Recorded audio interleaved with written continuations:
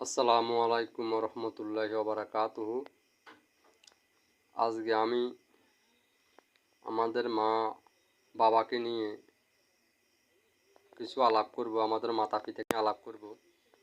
যে মাতা পিতা আমাদেরকে দুনিয়ায় দেখাইছে এবং লালিত পালিত করে মানুষের মতো মানুষ করেছে, না খাইয়া খাওয়াইয়া আমাদেরকে বড় করছে।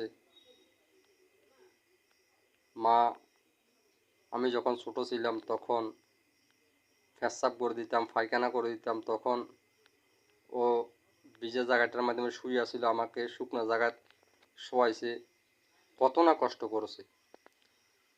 আজকে আমরা সেই মাতা পিতাকে সম্মান ইজ্জত কোনো কিছু করি না, এবং আমরা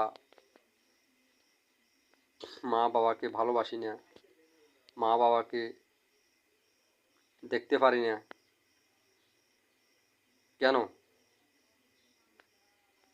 আসলে অথচ বাস্তবত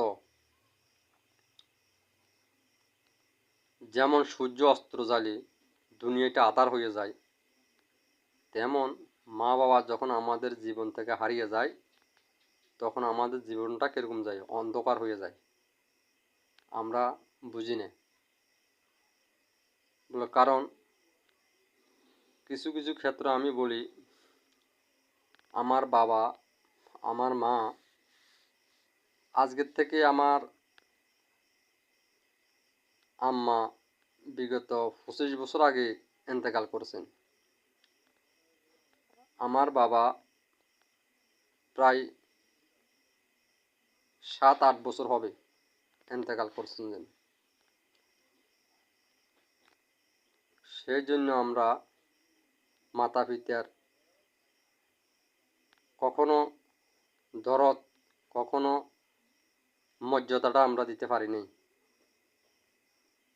দেখতে আছি এখন অ্যাভেলেবেল এই ধরনের দুর্ঘটনা ঘটতে আছে। আসলে বাস্তবত মা বাবা হচ্ছে দ্বিতীয় খোদা।